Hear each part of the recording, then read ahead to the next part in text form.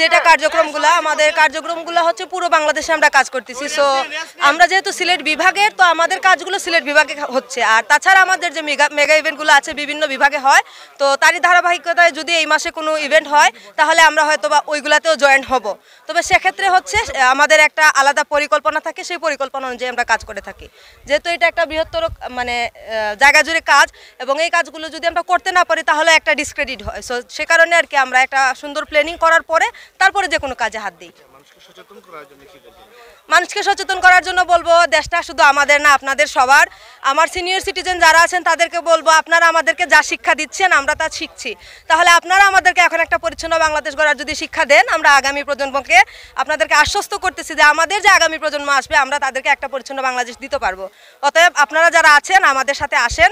আমাদের একার পক্ষে আসলে দেশ পরিষ্কার করা সম্ভব না, তাই আমরা সবাই যদি একসাথে মিলে কাজ করি, আমরা যদি ব্যক্তিগতভাবে যার যার পরিবার নিজে সচেতন হই, তাহলে আমাদের দেশ অবশ্যই পরিচ্ছন্ন হয়ে যাবে। আমাদের এখানে 350-এর উপরে ভলেন্টিয়ার কাজ করছে। তবে বিডি ক্লিনার এখানে মনে করেন 140 লিস্টেড মেম্বার আছে। হ্যাঁ, বিভিন্ন সংগঠনের আছে, তবে বেশিরভাগ হচ্ছে আমাদের বিডি ক্লিনারই আছে আর কি। আর কাজও দেখতে পারতেছেন আমাদের কাজ, আমরা নিচে কাজ করতেছি, বিভিন্ন টিম আছে, বিভিন্ন সাইডে ভাগ করে দেওয়া হয়েছে, আমরা সমন্বয় করে কাজ করার চেষ্টা করতেছি। আমি ফিংচুগঞ্জ থেকে এসেছি, আর আমাদের সমাজ কল্যাণ আমাদের কালারফুল সিলেট টিম। তো আমাদের এই কাজটা করার কারণ হলো যে পরিষ্কার পরিচ্ছন্নতা, যাতে মানে মানুষের মানে কোনো একটা ক্ষতিকারক একটা প্রভাব ফেলে, প্লাস্টিক যা মানে ক্যান্সার বিভিন্ন ধরনের রোগ দেখা দেয় অপরিচ্ছন্নতা থেকে। তো সেখান থেকে আমাদের উদ্যোগটা হলো যে আগামী দিনগুলোতেও আমরা এভাবে পরিষ্কার পরিচ্ছন্ন পরিবেশ রাখবো, অন্যদের সচেতন করব, আমরা নিজেও সচেতন থাকবো, তাহলে আমাদের পরিবেশ সুন্দর ও মানে আবর্জনা মুক্ত থাকবে। আর আমাদের এই উদ্যোগ আমরা সামনেও চালিয়ে যাব, আপনারা দোয়া করবেন, ইনশাআল্লাহ সবাই আমাদের সাথে থাকবেন। আর আমরা আমাদের টিমকে, আমাদের পরিবেশকে আমরা যেহেতু ভালো রাখতে পারি, ভালোভাবে পরিচালনা করতে পারি, সে বিষয়ে আমরা নিজ থেকে যথেষ্ট চেষ্টা করব। ধন্যবাদ। অধিদপ্তরের আওতাধীন বিটিভি ক্লিন এর সহযোগিতা নিয়ে আমরা কালারফুল সিলেট এবং বিভিন্ন মানবিক সংগঠন যেগুলো আছে ওইগুলো সব একসাথে মিলিয়ে আমরা এখানে আইসি আজকে ওয়াকে এটা পরিষ্কার করা লাগে।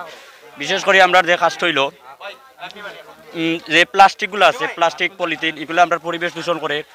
গবেষণায় দেখা গেছে প্রায় একজন মানুষের পেটের ভিতরে প্রায় 5 গ্রামেরও বেশি পলিথিন পাওয়া যায়, যেগুলোতে ক্যান্সার থাকে, বিভিন্ন ধরনের রোগ ও যেগুলো আমরা বুঝি না।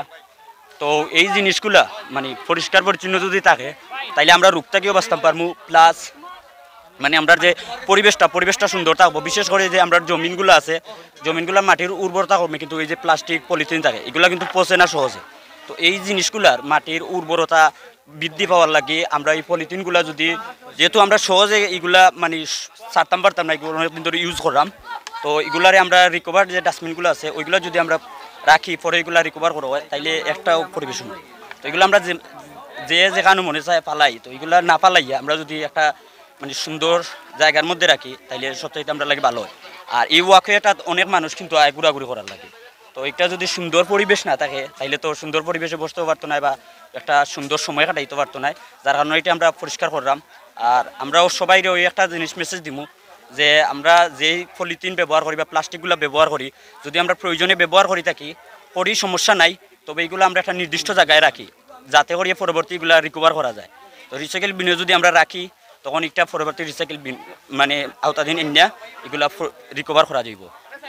আর অনেকে আছে যে মনে করে যে এইগুলা তো যেখানে মানুষে ফেলাই দিলে মানে সমস্যা নাই, কিন্তু একটা জিনিস তারারে কইমু, আসলে যদি একটু আমরা দেখার চেষ্টা করি, ঘাটাঘাটি করি এই বিষয় নিয়ে, তাইলে কিন্তু পলিথিন আর প্লাস্টিকে যতটুকু ক্ষতি করে মানে অন্যান্য বিষয়ে আমরা অতটুকু ক্ষতি করে না, আমরা এটা কিন্তু শরীরের লাগে প্রচণ্ড পরিমাণ ক্ষতিকর।